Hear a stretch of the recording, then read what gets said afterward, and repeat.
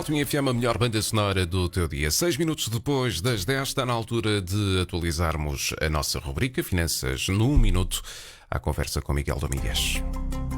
Finanças num Minuto.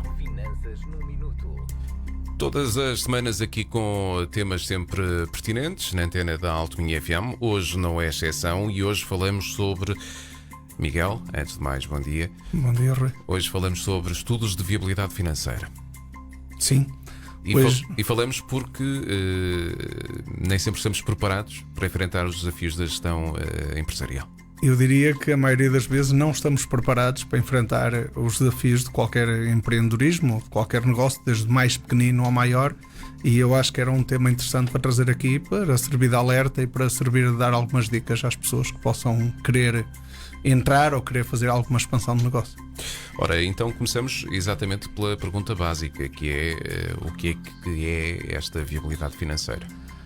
A viabilidade financeira na prática é um estudo que é feito, é um documento, mas que eu diria que para o empresário aquilo que contém lá são mais respostas que ele precisa de saber. E basicamente é este meu investimento vai dar dinheiro ou não vai dar dinheiro, quanto dinheiro se estima que poderá gerar, vale a pena, quanto tempo vai demorar eu recuperar o investimento, quanto dinheiro eu vou precisar de injetar para que este meu projeto vá para a frente. E portanto isto são algumas das respostas que um estudo de viabilidade financeira dá.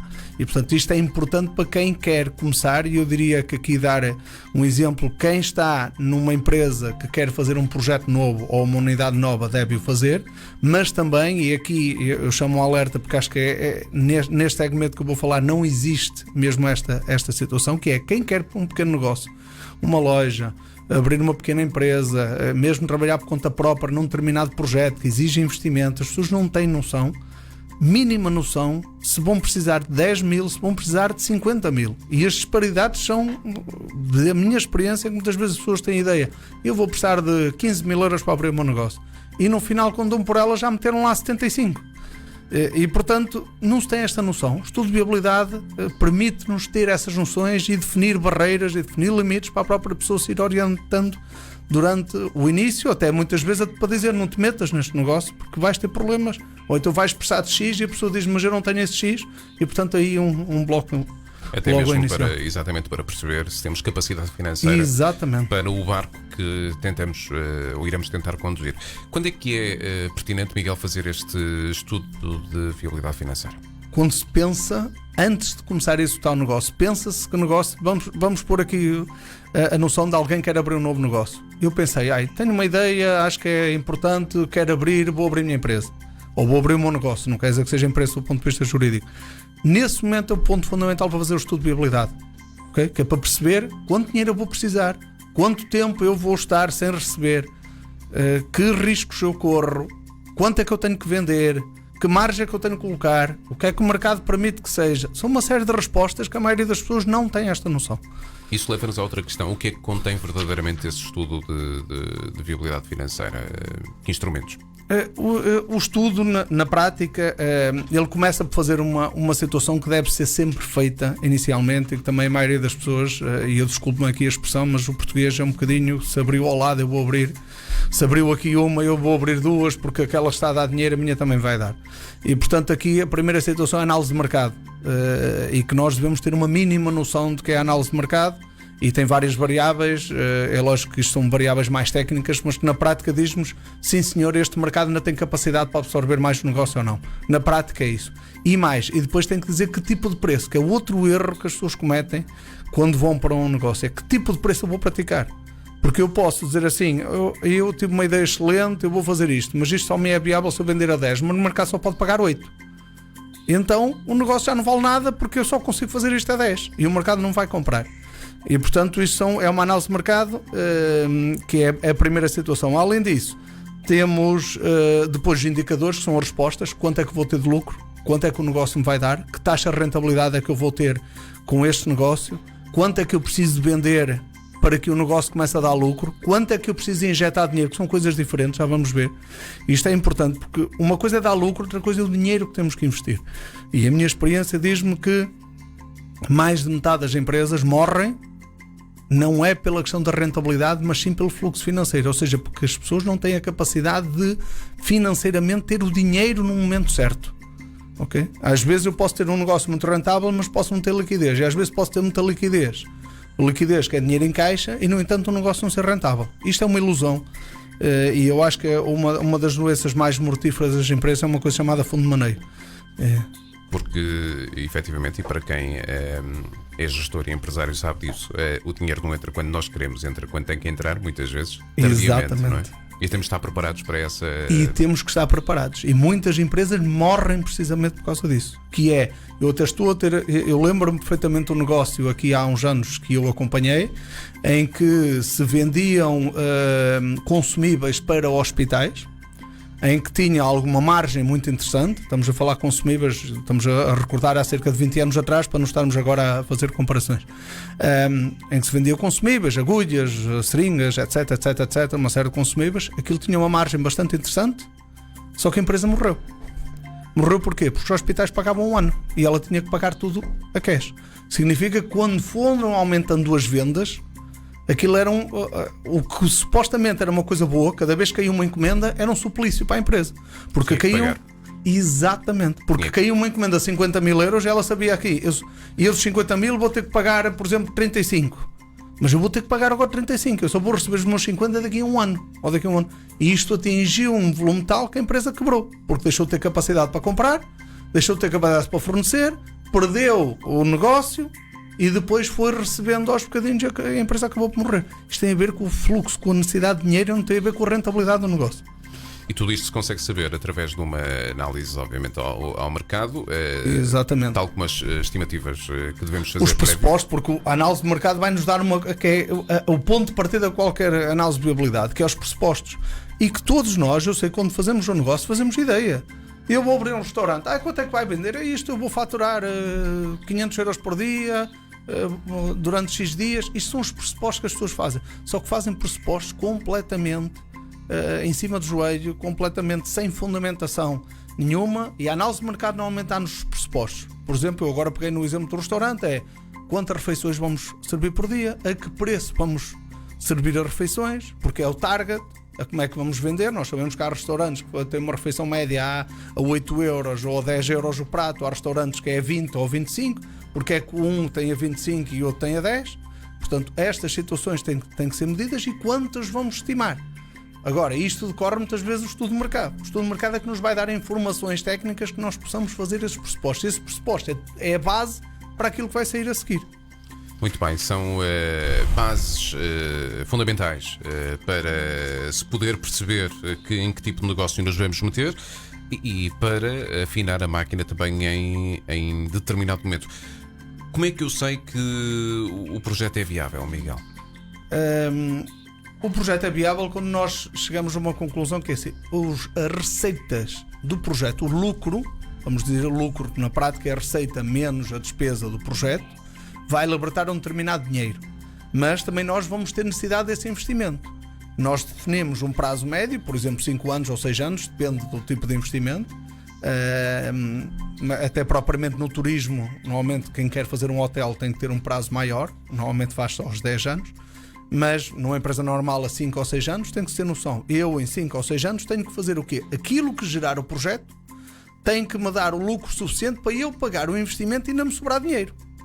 Okay? E sobrar dinheiro significativo. Porque repara uma coisa, Rui, eu faço-lhe uma noção. Você imagina que tenha 100 mil euros no banco.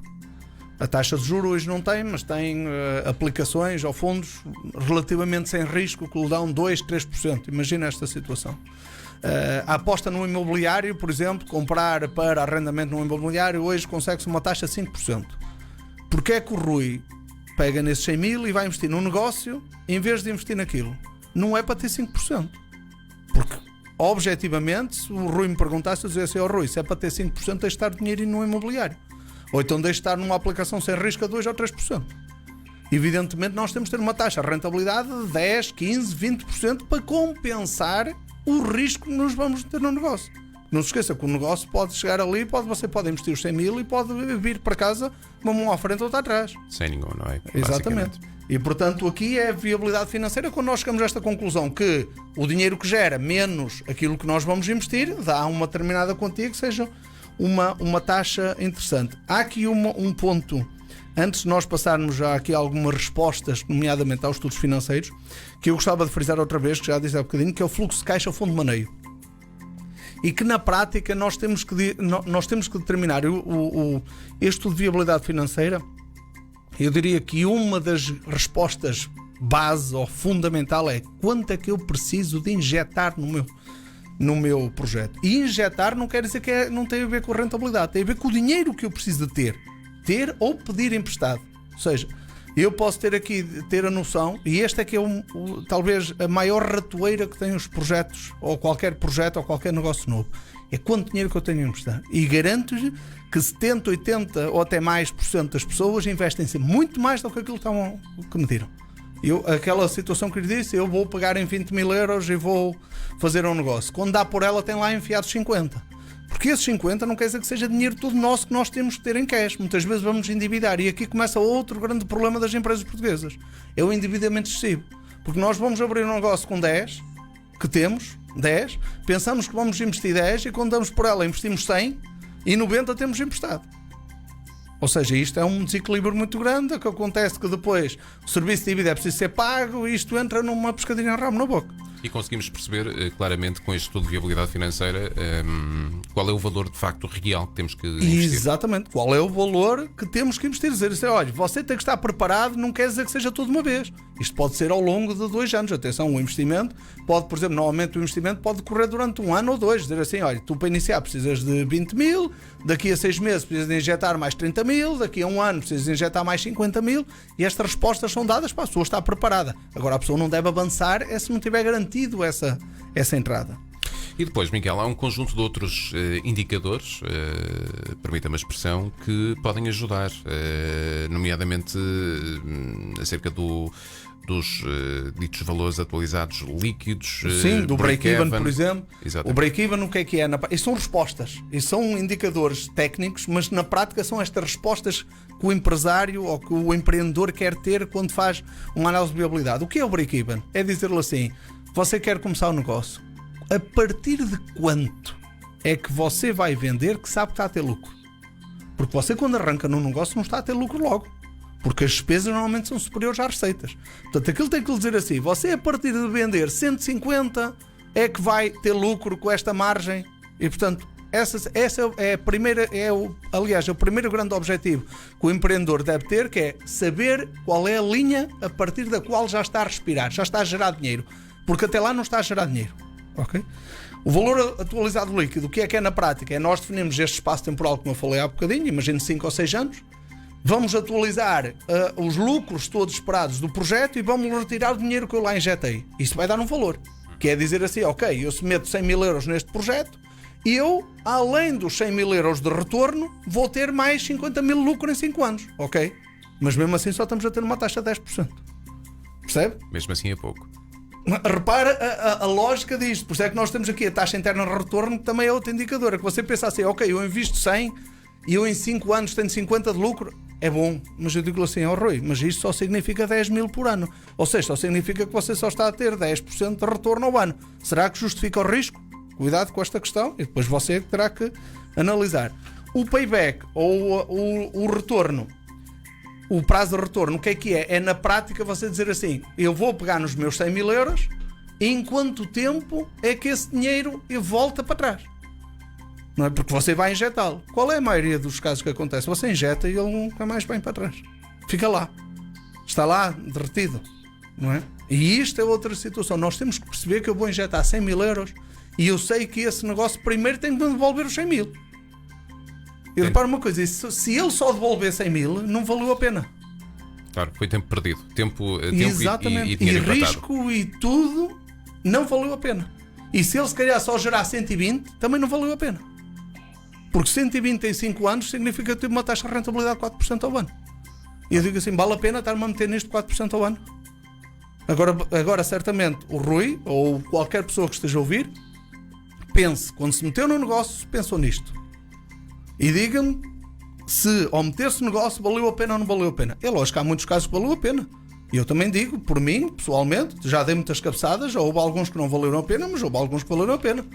Não é? Isso é o risco de que é empreendedor. Portanto, eu tenho consciência que estas situações, os empreendedores também têm uma determinada... uma taxa de risco associada a estas coisas. Uma taxa coisas, de risco, isso é adrenalina, e eu falo por mim, não é? E há sempre algum desconhecimento claro. que depois se vai adquirindo ao longo da vida ou concretizando. Mas já que falamos em processos que por vezes não correm bem, se não correr como planeado, Miguel?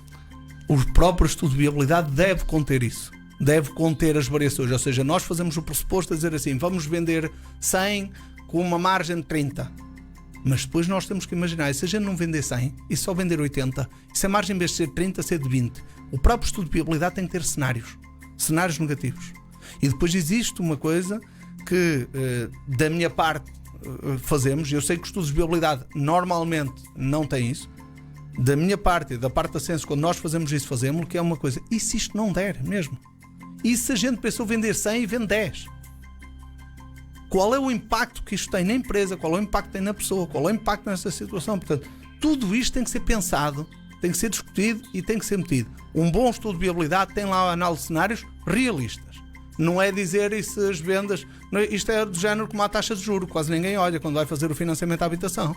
Porque tem lá qual é a prestação e depois, se a taxa subir mais 1%, qual é a prestação que fica, e se subir mais 2%, qual é a prestação que fica. Aqui a nossa probabilidade é a mesma coisa. É isso, se a gente baixar mais, como é que é? Qual é o risco que corre? E o empresário aí vai tomar a decisão. Vale a pena arriscar ou não vale a pena arriscar? Até porque podemos ter uma análise de sensibilidade, podemos ter uma sensibilidade muito alta, que é um pequeno decréscimo nas vendas faz logo interferir na viabilidade do projeto. Isso leva-nos aqui a uma questão que já inicialmente abordamos, porque é diferente. Qual é a diferença entre a viabilidade económica e a viabilidade financeira, Miguel? A viabilidade económica é se um determinado projeto dá lucro ou não dá lucro. A viabilidade financeira é se ele traz liquidez ou não traz liquidez. Dinheiro no bolso. Uma coisa é dar lucro, outra coisa é dinheiro no bolso. Qual é que é a grande diferença por isso? Foi aquilo que eu falei. Há negócios que a gente tem uma noção que tem muito dinheiro no bolso, mas não tem rentabilidade. E há negócios que a gente não tem dinheiro nenhum no bolso, e no entanto está a ter um negócio de rentabilidade. Onde é que esse dinheiro está? Muitas vezes, olha, por exemplo, em stock, uma loja. Se calhar a pessoa entra lá dentro e quando dá por ela tem 50 ou 60 ou 70 mil euros em stock ali parados. O dinheiro está aí. Não tem dinheiro no bolso, mas o dinheiro está ali. Em clientes. Está o dinheiro em clientes. Ou eu posso ir ao banco e até ter muita liquidez e digo assim, ok, até tenho um bom saldo médio. Está bem, mas quanto é que eu devo ao banco? Se calhar o meu saldo médio não chega para cobrir 10 ou 15 ou 20% do que eu devo ao banco. Portanto, aqui, isso não tem a ver com a rentabilidade. A rentabilidade é aquele género. Imagina, num limite. Eu não pedi nada ao banco, eu não tenho nada. Eu hoje tenho 10, amanhã tenho 15, depois tenho 20 e ele vai crescendo. Portanto, supostamente, a liquidez é uma consequência da rentabilidade. Portanto, isto é o normal. Mas, cuidado com estas situações, como eu referi há um bocadinho, fundo de maneio mata mais que a rentabilidade muitas vezes. A viabilidade financeira muitas vezes mata mais que a viabilidade económica. Já aqui elencamos um conjunto de bons motivos para recorrermos a um estudo de viabilidade financeira. Mas, Miguel, olhando para isto de uma forma assim mais genérica, podemos elencar os principais motivos para recorrer a esse... Basicamente, o motivo fundamentalmente é que ele dá-nos uma ferramenta, primeiro de análise de risco do próprio negócio. A pessoa pensar antes de meter nele, ter uma ideia da análise de risco do negócio, de quanto é que poderá ter rentabilidade no negócio, quanto é que precisa de vender.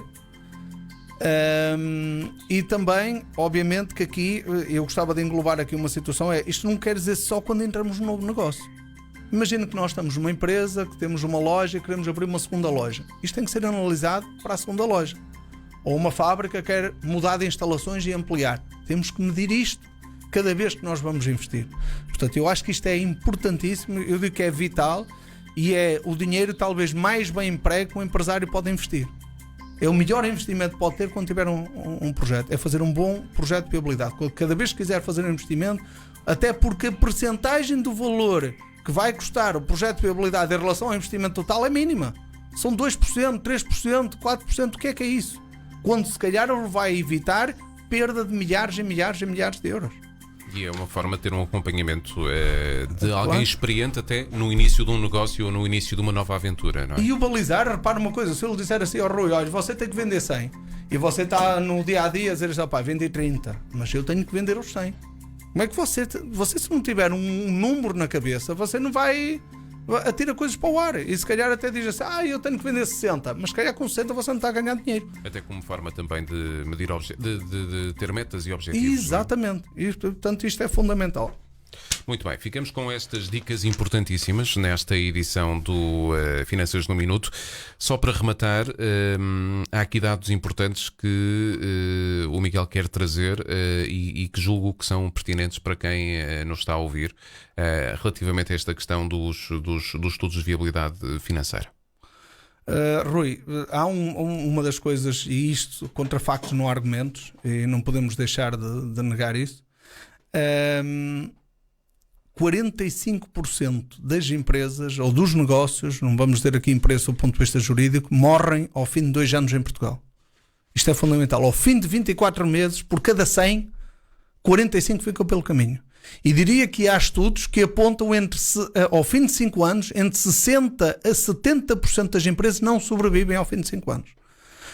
Um dos pontos fundamentais para que isto aconteça é que as pessoas não têm a noção financeira, nem têm a noção económica do que é necessário para fazer este investimento. Já não estou a dizer aquilo que até estávamos aqui a discutir antes de entrar no programa, que é a pessoa vai se meter num negócio sem ter a mínima noção técnica do negócio em si.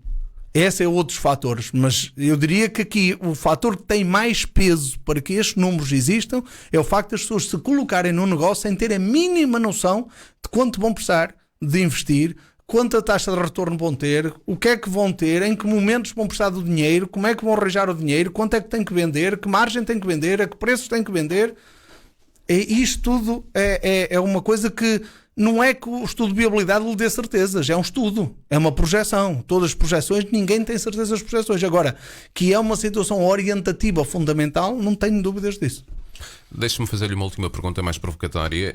Há pouco dizia que um estudo de viabilidade podia representar 2% de um investimento total para montar uma nova empresa ou um novo negócio. Eu sei que isto tem sempre a ver, lá está, com o volume de negócios, com o volume da empresa, com a complexidade, mas estamos a falar de um valor perfeitamente acessível para quem vai investir. Estamos a falar num valor, repare, para quem vai investir num negócio, ele disser que um estudo de viabilidade pode ser feito por 1.000 euros, por exemplo, ou até algo menos de 1.000 euros. Agora diga uma coisa, uma pessoa que vai abrir uma simples loja ou que vai abrir um cabeleireiro, que vai investir 20 ou 30 ou 40 mil, que é pouco estar a investir nisto, faz todo sentido investir também, obviamente, num estudo. Você reparem uma coisa, se abrir um restaurante só em louças, podem gastar 15.000 euros só em louças. As pessoas têm noção, vou abrir um restaurante, depois quando começam a ver, é preciso talheres, é preciso copos, é preciso isto, quando dão por ela, é preciso só para encher a despensa, se calhar gastam 5.000 euros. Já não estamos a falar em equipamentos, já não falei em cadeiras, só estou a falar em que se calhar gasta-se 15 ou 20 mil euros nisto. Sim, porque é que as pessoas não gastam 1.000 euros a calcular se vale a pena ou se não vale a pena? Portanto, claro, acho que isto faz parte e devia fazer parte do ADN de qualquer empresa, não é? Também. Claro, devia fazer parte do ADN de qualquer empresa, só que as pessoas não. Acho que isto eu tenho esperança que as coisas vão mudando, eu tenho esperança que as pessoas também vão aprendendo, as pessoas também não se calhar precisam ser alertadas, precisam ser, no fundo, chamar lá a atenção para algumas situações, porque as pessoas também podem não ter noção disto, e o Rui falou aqui em números que a maioria das pessoas não tem noção. Eu quando digo 1.000 euros, pode ser feito por 1.000 euros, evidentemente que isto pode ser por aí assim, depende da complexidade que estamos a falar. E do tipo de negócio, obviamente. Claro, e o tipo de negócio, a complexidade, se vai englobar um estudo de mercado, por exemplo, de uma determinada região, só o estudo de mercado implica uma análise muito detalhada. Mas eu estaria a dizer, para um negócio pequeno pode ser feito por esses valores. Muito bem, ficamos com estas dicas importantes, com estes números importantes e com mais um alerta, nomeadamente para quem pretende expandir a sua empresa, para quem pretende montar um novo negócio. Ter este acompanhamento é fundamental e sei que a Census, nesse aspecto, estará sempre disponível também para acolher, e o Miguel em particular, qualquer dúvida que os nossos ouvintes também tenham, não é? Exatamente, Rui. Estamos sempre disponíveis para isso. Muito bem, voltemos na próxima semana, Miguel, com mais temas, finanças num minuto, seguramente com mais temas de interesse. Fica aqui a conversa conversa. Para quem não teve a oportunidade de a conferir na sua totalidade, ficará disponível dentro de instantes através de podcast, também na internet, nas redes sociais, no site, naturalmente em radioaltominho.pt. Quanto a nós, Miguel, voltamos então na próxima semana com mais um tema de interesse para os nossos Obrigado, ouvintes. Rui, até para a semana. Obrigado, e então até para a semana. Finanças num minuto, às segundas-feiras, na antena da Altominho FM. Finanças num minuto. Uma oferta Census, uma empresa Neiva Gest Group. Estamos com 31 minutos depois do sinal das 10 da manhã. Regressa à música, faz-se já a seguir com a nova dos Imagine Dragons, não sei as 10. Altominho FM.